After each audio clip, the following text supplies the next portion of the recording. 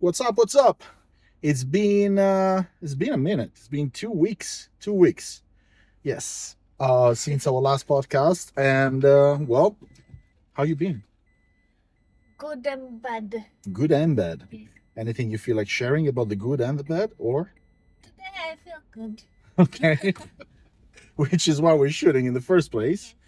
But yeah, you've been good and bad, ups and downs. I think I've been quite busy myself, and it's not a bad week. It's, aside from the heat, Oh yeah. like it's starting to get really, really hot in Japan. Today is especially hot. You think today is particularly hot? I think like 2 days ago was even worse. Yeah, I don't know. I never stepped out of the house. Fair enough. 2 days ago.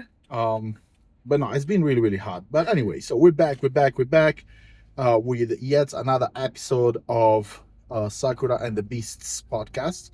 We do not have the dogs like we promised we would have, because, well, simply put, if we go around with the dogs with these temperatures, they are gonna hate it.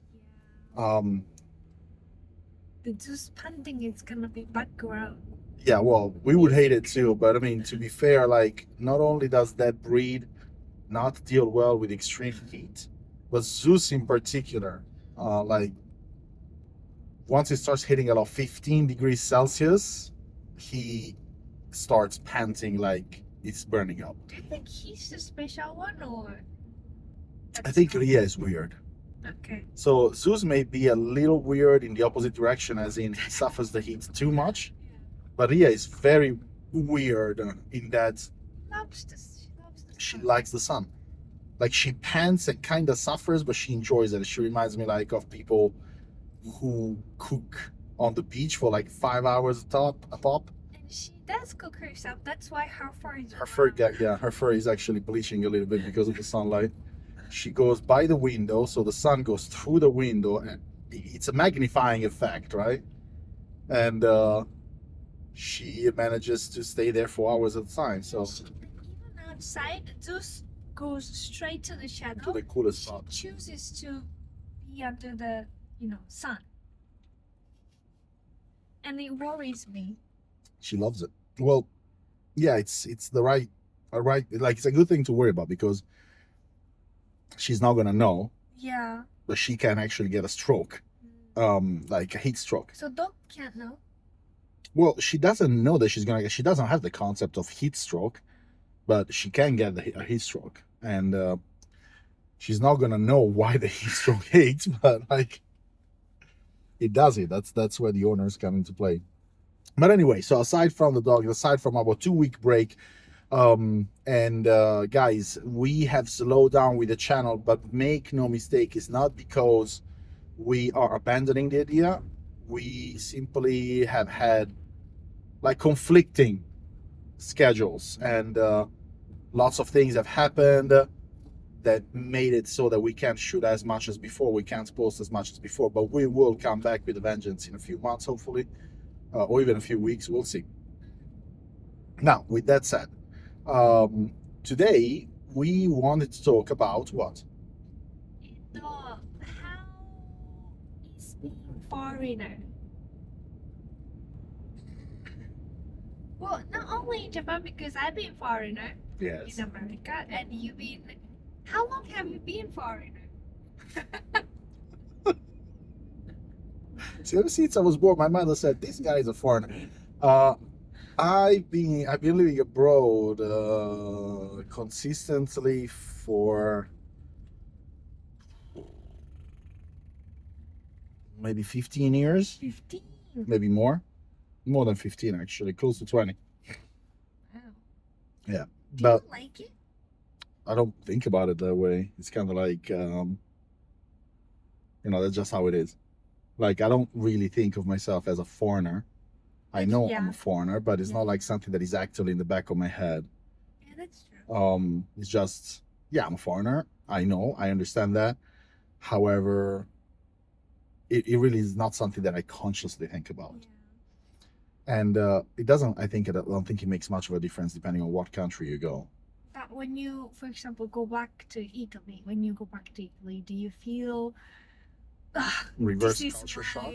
yeah, this is my place. Ah, Like I suit here better. Something like in Rome. Huh. So I don't feel like I suit better in Rome. I do feel like that's my home.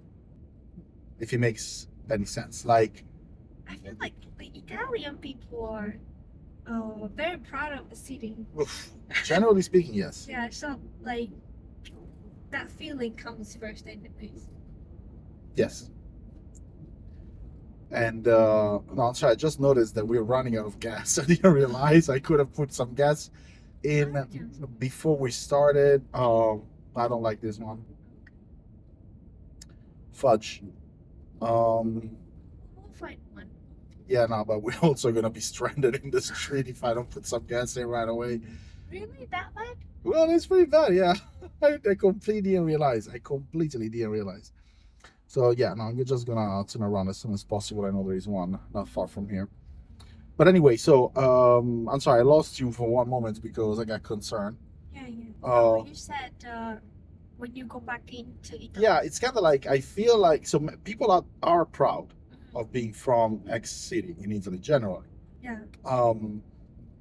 And when I go back, I feel like I'm at home, but I don't feel like I belong necessarily. Because I've always been, but to be fair though, I never felt like I belonged even before. Okay. So I always felt, probably you could argue that that's one of the reasons why I moved. That's one of the reasons why a lot of people move, or at the very least want to travel abroad for an extended period of time because they feel like they don't belong wherever it is that they are. That's true though. That's why I wanted to get away. There has to be at least, like, of course there are many reasons. Some people might even have to move even though they don't want to. But generally speaking, if you're moving because you feel like because you want to move, there may be multiple reasons, but at least one of those reasons has got to be that you don't fully feel at home. I never felt that way, but that's true. And like probably that was one of the things that made me move. And to be fair though, outside of Rome, there's only been one place that I've ever traveled to, that I've ever lived in, where I felt at home, which is Kyoto. Although I think had I lived in Seoul long enough, Seoul also would have been like that. Okay. Seoul, South Korea. Why do you think? Because when I go to Seoul, I feel very, very comfortable. Like very comfortable. I feel like I immediately belong. I immediately fit. And this is with me looking the way I look, with me not speaking the language, with me not being accustomed to the place. But I go there, like I touch down and immediately feel I'm at home. So I think if I lived there long enough, I would probably feel the same as Kyoto. I don't know. I think, okay, Seoul may have been that it was the first city outside of Rome where I felt like I was in Rome. Because I had been living in different places for so long, and then, you know, in America or in Asia, whatever, there's many differences, but neither one of them even remotely resembles Rome. I remember you telling me, like, between Rome or Italy and Korea, there's certain kind of, like, how to behave with people, a bit similar. I feel so. Close Yes. With your family and friends. Yeah. Like, Korean people that I met at the very least, so the ones that I see, are way more physical than the average Asian that I've met.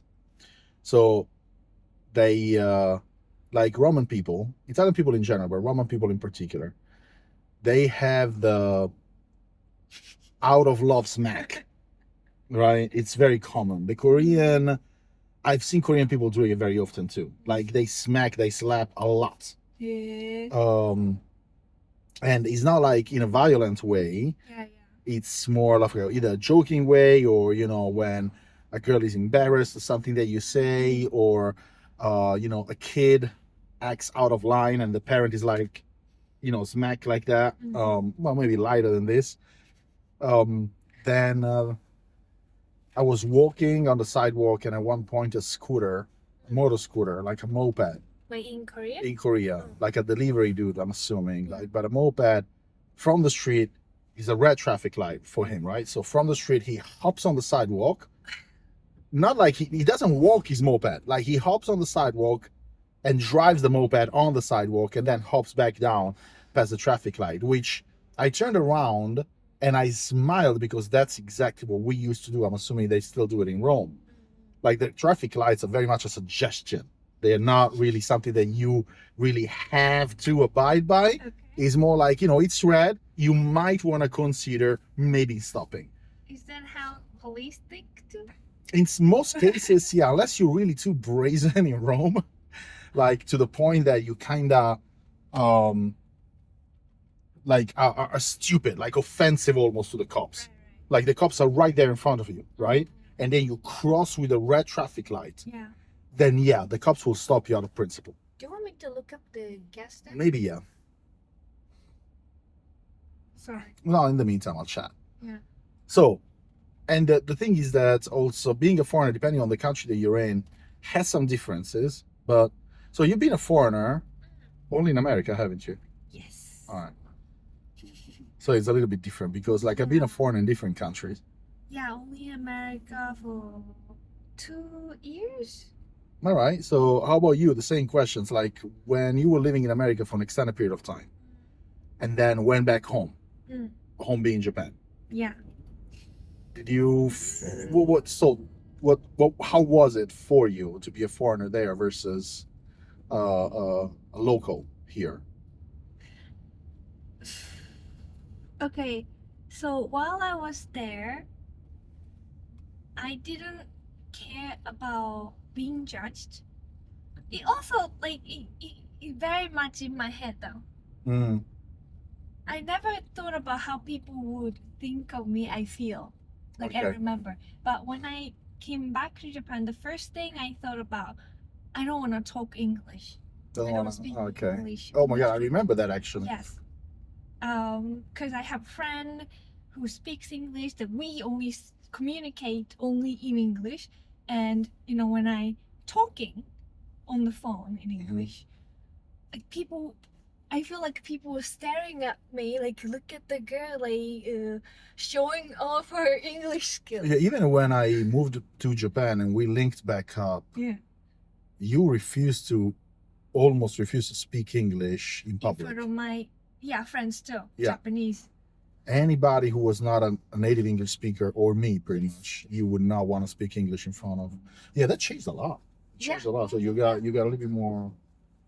You got that a little bit more under control. So if you go straight, we should have the gas Alright, on the you left got it. side. So I don't know. That's the thing I can think about, and I wasn't. I wasn't scared to talk to people back in New York. I feel Mm-hmm.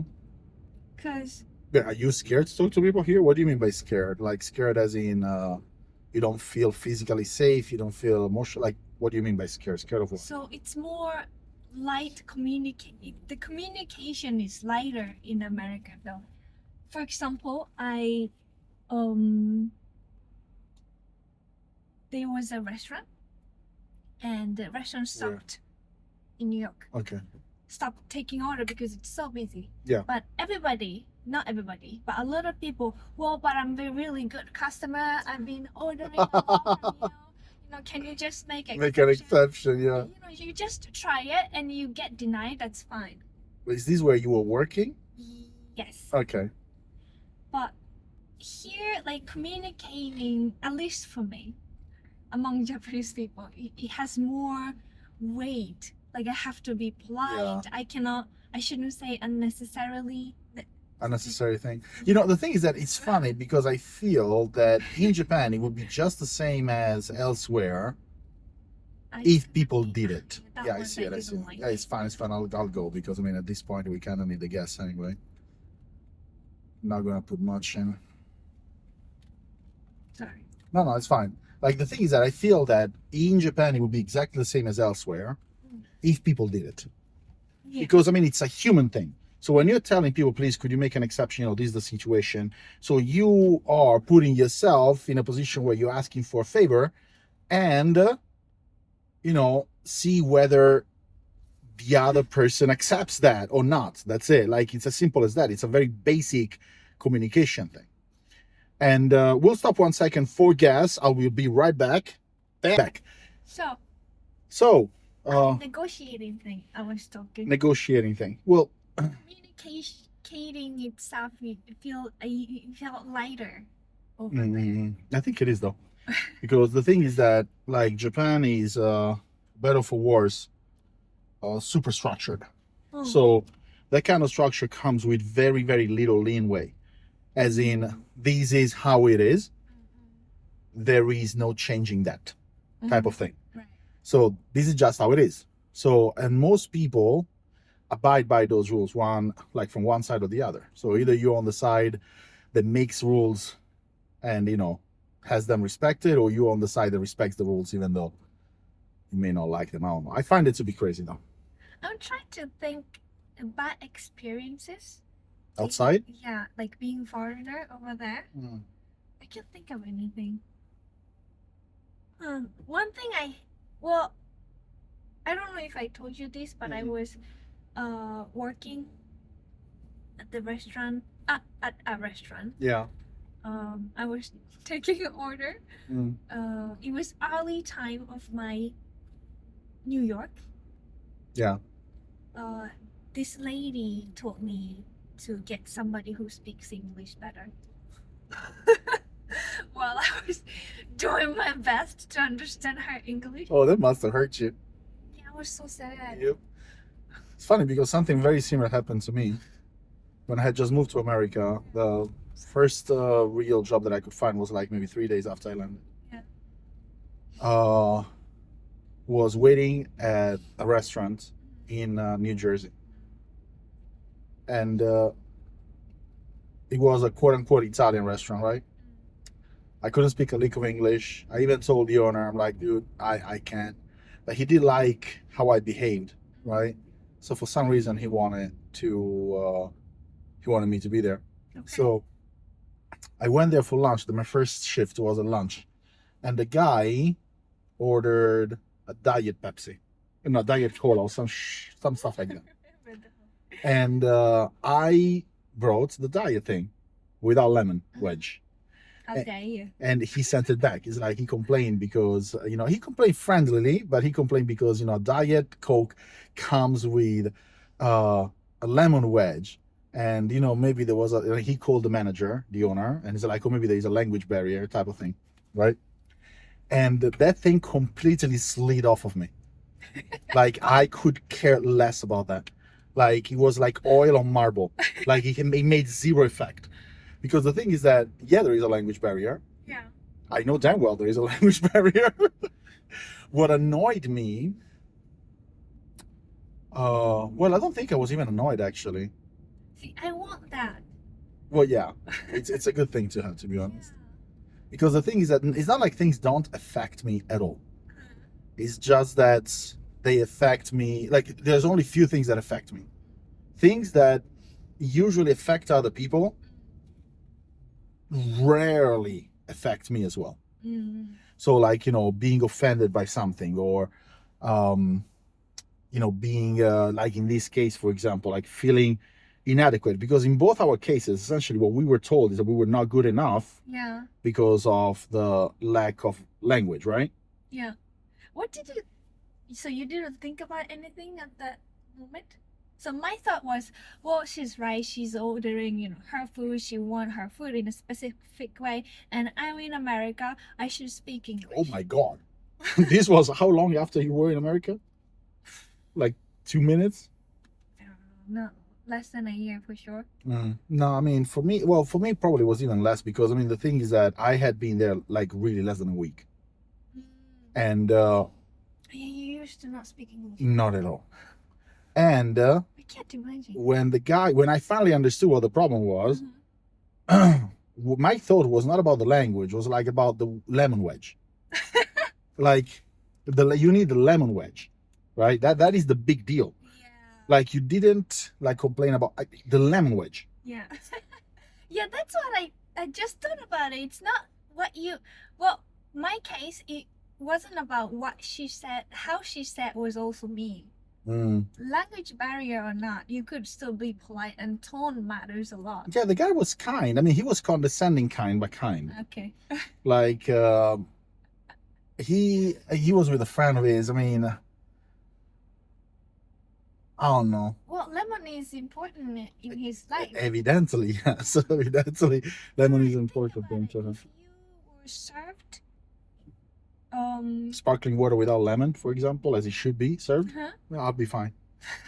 By the way, can I have some? Can I have a lemon wedge, please, or something like? I mean, I wouldn't send the drink back. You know what I mean? That's what I'm saying. I wouldn't give the drink back to the waiter. That's so passive aggressive, though. Well, it's not passive aggressive. It's just unnecessary. Like you have a drink, right? That you want to be served with a lemon wedge. You have the drink and you don't have the lemon wedge. Well, but it's not like related being for. Well, I don't No, definitely not. But he then not complaining. Sorry, he then stressed that the reason why was probably because I didn't know because of the language barrier. Do you put lemon in Italy? I don't think that there is anybody over 16 years old who drinks any kind of soda habitually to the point that they have a way that needs to be served like it's a cocktail. So no, I would say no. Things may have changed since my time, I'll give you that. Yeah. But I'm inclined to be like, nah. But the thing is this, like, okay, let's assume for the sake of argument that I would be the same, right? Okay. I am served a drink that is missing one component, right? In this case, a lemon wedge. Yeah. So it's not something that is mixed in. It's a lemon wedge, right? I get the drink. I don't see the lemon wedge. So at this point, I have three choices. One, I keep the drink as is. I don't care. Two, I want the lemon wedge. So I ask the waiter, by the way, could you bring me a lemon wedge? Three, I give the drink back. What is the point of giving the drink back? You know what I mean? Like, I'll bring you 15 lemon wedges. How about that? How about I wedge a whole tree? Like, you see, that's what I don't understand. But then again, that's very American, I feel. Really? Yeah. If my date did that, I would be embarrassed. Yeah, you would, because you understand what being a server is. I can't stand a. Okay, never mind. What? You can't stand what? I can't stand fucking. No, what is it? It's a podcast. This is you. This is your platform. People who's rude to. The waiting staff? Yes. And not only can I not stand them, but I also think that is one of the most idiotic things that you can do. Oh my god. Do not fuck with people who handle your food. I mean, why would you ever do that? But no, I mean, to be fair though, this guy wasn't rude to me or anything. Well, and I understand, but still. Dude, that day I did a double shift. I did a whole lunch and whole dinner, and the following day I quit. One day. So, but you would do the same thing as not foreigner though, even in Italy. Absolutely. That job was absolutely miserable. Like like the things that this is not where I saw myself. And the funny thing is that on that day, the tips were a lot because it was a Saturday. So Saturday afternoon was meh, but Saturday night was a lot of people there. And it was a lot of money in tips, which like it was absolutely formidable given the fact that I had just landed, right? How much did you get? Not exactly, but it was more than $300. That's one of the things that surprised me, that you can literally make how do you say, 1,000, like a month worth of salary as a part-time job overnight. Yeah. With tip. Yeah, absolutely. Like depending on the restaurant where you work, like I think, like the thing is that most people outside of America would be like, oh, it's better if waiters are paid a fixed amount, like wage. But I don't think that a lot of people would actually like that if they're waiters in America, because you can potentially make a lot of money. Like the waiters working at Wolfgang Steakhouse, they make more money than the people who go there to eat. Like it's a ridiculous amount of money that those guys make. So why would you ever? That's my dream steakhouse. That's a nice steakhouse, and those guys. I mean, the check at the end of a regular dinner is very hefty. So the waiters, even if they get a very ungenerous 15%, which in New York is really unlikely, because in New York most people will pay you 20% tip. A 20% tip on a $3,000 meal is a lot of money. Now multiply that for as many tables as that place has, which is a lot because it's a very popular place, and there's only 4 or 5 waiters usually. I cannot, as a person who worked at a cafe and restaurant in Japan. Yeah. I think I would like the tipping service because the more you put, more, the harder you work. Yeah, the more harder- energy yeah. and stuff you put in it, and the more you get back. Yeah, because if my coworker is not putting work in it, and he's not getting good tip, I guess, like hopefully. Mm-hmm. But in Japan, because there's not tip and we have solid Like wages. wages.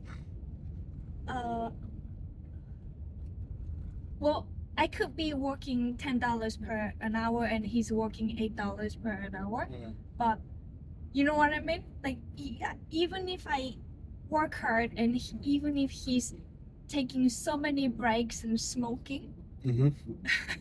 there's not much difference. Well, you do know that a lot of places they pool the tips, right? Yeah, So they are not your personal tips. They pool them in all together, I thought and it's then they're divided. Illegal? I don't think so. I mean, I don't know. Don't quote me on that. I'm not an expert on the topic of tips in America. But because a lot of like the tips usually are divided also with the kitchen staff. So yeah. the owner takes a piece, which I feel it's really bad. But anyway, the owner gets a piece, then you get the waiting staff, of course, and the kitchen staff, Mm. right?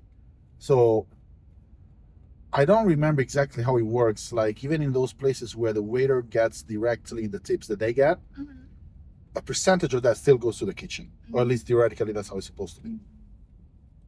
Anyway, but yeah, no, there are a lot of things. Like when I was a foreigner elsewhere too, because today we wanted to talk about our experiences as a foreigner. Yeah. There's one thing that I wanted to knock really out immediately, and when I hear, for example, people talking about how hard it is in Japan as a foreigner to get an apartment. Right. I wanted to, like, I talk about this often, but I want to make it clear again. It is not Japan. I mean, I have no love for the way Japan does a lot of things Okay. and the bureaucracy and the BS that a lot of people have to go through. However, finding an apartment here in Japan as a foreigner is no harder than finding an apartment in America as a foreigner, in Italy as a foreigner. Well, I wouldn't know in Italy, but I'm going to assume in Germany as a foreigner, because as a foreigner you are flight risk. So the owner is not really sure whether you are going to be around or not. So let's say that I don't pay the rent for 3 months, and then I leave. Who is he going to call? Right? So a lot of people fear that. But the thing is that because a lot of people come here from, say, their country, right? Okay. And have never lived abroad, never had to look for another apartment. Right. They feel like, oh my God, it's so hard for, like, foreigners have a hard time finding an apartment in Japan. No, not really. I mean, they do have a hard time, but it's not like limited to Japan. If you have a guarantor. A guarantor is different, yeah. If you have a guarantor, it's easy, just as easy as it is for a Japanese person. Mm-hmm. Because the thing is that, again, like, okay, say for example, you're a permanent resident or you have a long-lasting visa and you still have trouble, then yeah, that could be because you're a foreigner, although there may be a lot of other variables that I'm not thinking about right now. But generally speaking, if you're a student, even if you have a long-term visa, actually, even if you have a long-term visa, what they fear is that you're going to go back to your country and they have no idea how to find you, which I'm assuming has happened a few times. In New York, very often I had to pay the rent 1 year up front. 1 year? Do you understand how much that is? That's 1 a year lot up of front? money. What if you're a student? Well, if you're a student, you're, kind of, effed in the A. But the thing is that depending on what apartment building, of course, you're looking for, if you're looking for something, if you have a certain standard, then you're gonna, and you want that apartment, then that apartment is going to cost. Now, the thing is that even, like, by leaving a deposit and stuff like that, a lot of times they wouldn't give you the apartment. That's when once I started making a little bit of money, I was like, okay, I want this apartment. Oh, it's this much, but you need a guarantor. I'm like, okay, how about I give you 1 year up front? And everybody's like, yep, that works. Because, I mean, it's a lot of money up front. it's a lot of benefits because they can use that money like very easily. Right. So Do colleges help you finding a place? I'm assuming they do, but I have no idea because I never looked into it, because I would never be in a college dorm, even if they give it to me for free. So like I honestly never even looked into it. I never bothered to look into it. Being a foreigner in Japan is not, I feel, as so much different. Like I don't know, because every time I hear stories from other foreigners, I rarely relate. Very rarely. And I feel that a lot of these foreigners are those of course things can happen. Right. Of course. But the thing is that I feel that a lot of these foreigners who speak, especially publicly, about how it is to be a foreigner in Japan, are those foreigners who come to Japan, look for their community. By their community, meaning people who speak their language, come from the same countries, similar countries and stuff like that, stick with them for 6 or 7 years, will tell people that they lived in Japan for 6 or 7 years, but they haven't lived in Japan. They were geographically in Japan, but they never really lived in Japan. I was surprised how many Japanese people who doesn't speak English, even though they have lived there for over 10 years. Yeah. It's the same though. It's the same in Japan. Like you're gonna find a lot of foreigners in New York who have lived there forever, but have only lived with people from the same country. So from a community that is very similar to the one that they came from. Right. And there's nothing again, like it's not a bad thing per se. Don't get me wrong. It's not like I think that's a bad thing. Yeah. I'm just saying that as far as I'm concerned, you may have geographically been in the place where you live, but you have never really lived there. So when I hear those opinions, to me, they matter far less than one who has actually had experience with it, because you do not your opinion is based on things that you don't know, and you have not experienced things that actually people who live here have to experience. So your opinion is very limited. Well, but I guess they have to go along with the Japanese rules. Well, yeah, that's why they complain constantly about it. Because the thing is that I do too. I complain about the rules and stuff like that, but I feel like I'm making an effort to understand these rules, to abide by those rules, to try and find even workarounds. Like I live here. Yeah. I live here. You try to get a little bit of the language in and stuff like that. You try to understand how things work, so you can find your own way to wiggle in and stuff like that. I'm ramen. That's what I do. Hard being abroad for me.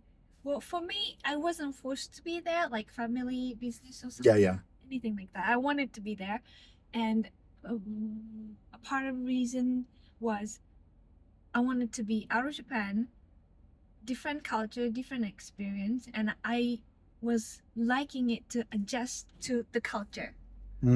Like finding new rules, seeing how people do things differently from Japanese people.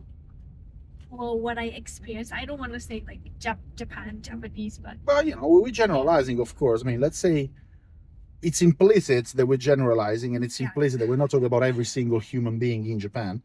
So yeah, go ahead. Don't worry about that. It was a lot of fun.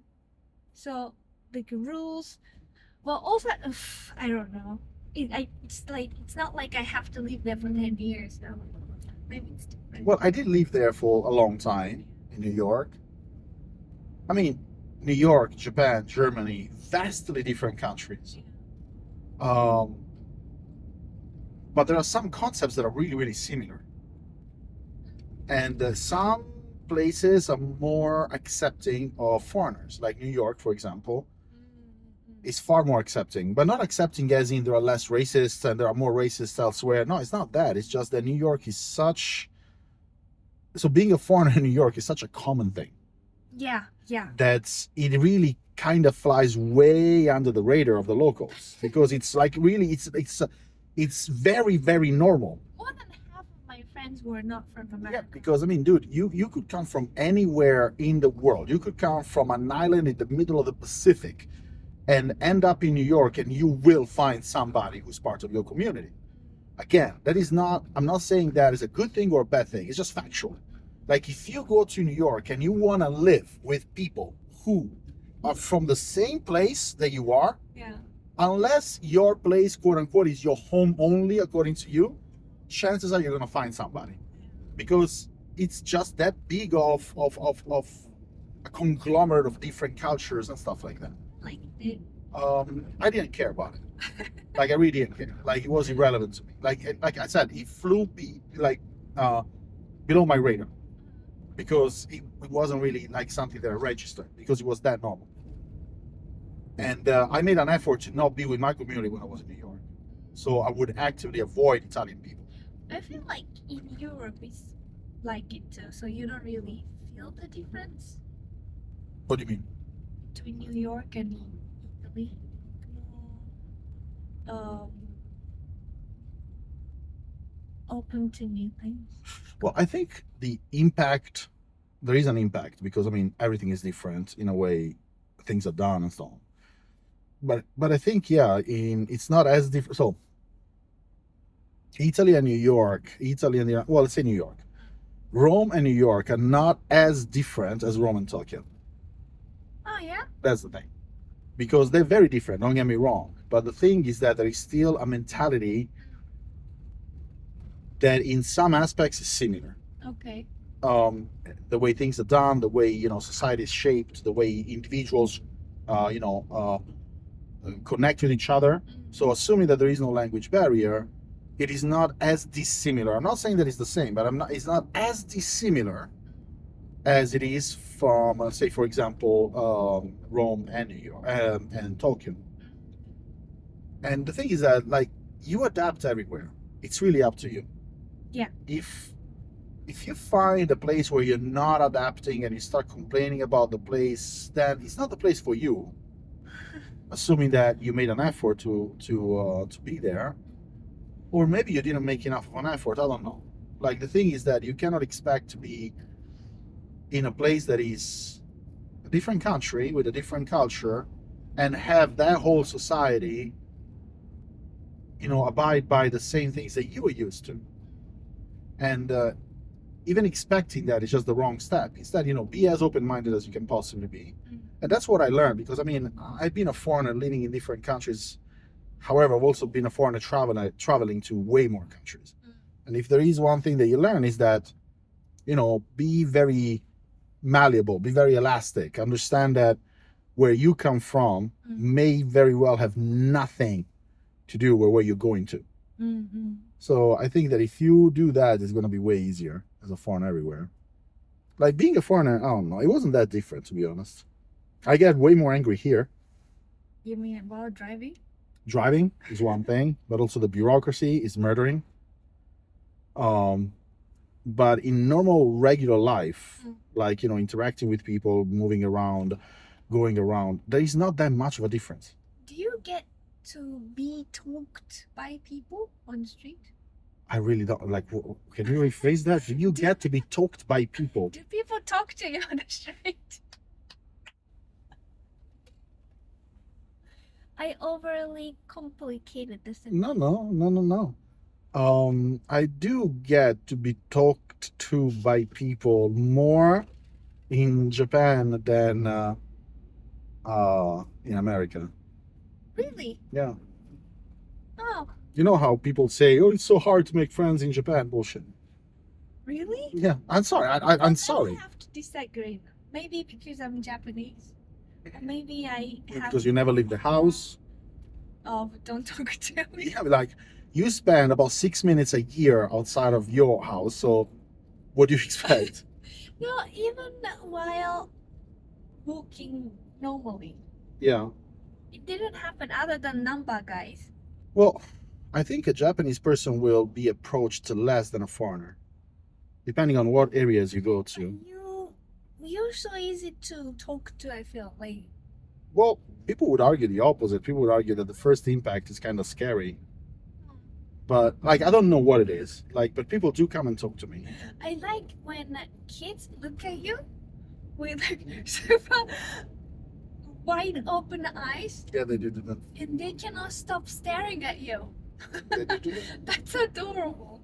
But the thing is that I feel that it's not really whether people come and talk to you, but more so, what the hell are those lights? You see them? Yeah. I think it's a different reflection. But it's more so whether you are willing to talk to them or able to talk to them even. Because the thing is that, okay, maybe making a long-lasting friendship is hard, but I don't think it's limited to Japan. Like, you're 30 years old, 40 years old, 50 years old, like making a long-lasting relationship, it's unlikely anywhere.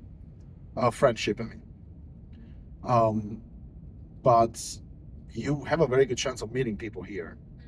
And the thing is that people will be curious about you sometimes, so they will want to talk to you. I'm not saying that, like, again, it's common. I'm just saying that it's more common than it is elsewhere. Like, very rarely would people come and talk to me in New York. Like, no matter where I was, what situation it was, like, unless it was a place where people are meant to talk to each other. Right. Like, some sort of like event. Doesn't happen like randomly you're sitting at a bar and somebody comes to you. In Japan, it happens to me very often. Like, very often, exceedingly often. So no. Yeah. Nice. Oh. And then, some of those are going to be just chats. Some of those are going to exchange numbers and contacts. Most of those, you're not going to talk to them again. Yeah. And some of those you're going to, and some of the ones that you're going to talk to are going to become friends. So it really depends. But long story short, being a foreigner here and being a foreigner elsewhere, for the things that matter, doesn't really change much. I don't have comparison. Oh yeah, because New York versus Japan, but yeah, I don't think it's that big a difference. Well, guys, we made it. We made another episode. We talked about random stuff. Really, we meant to talk about how it is being a foreigner here versus other places. Yeah. And then, as podcasts go, we kind of took a tangent. Does it work? Yeah. Like I said, dude, I mean, you're not really thinking about the podcast as a podcast. Like, podcast is your platform. Sometimes people just talk about random stuff. They have guests on, which I really want to do, by the way. And, you talk about random things. You just kind of let the podcast flow as it goes, as opposed to having, like, an idea of everything you're going to be talking about. Plus, we did talk about it, so yeah, it works. We may not have talked exclusively about it, but we did talk about it. Well, we're going to try and come up with another episode next week, depending on how things go. But we will be present online as often as we can. That's the idea. And it may be more or less often than we wish. Well, it may be less often than we wish we were, but we will do our best to be there as often as we can. And yeah, that's it. Why don't you push that thing? Peace. Have a good one, guys.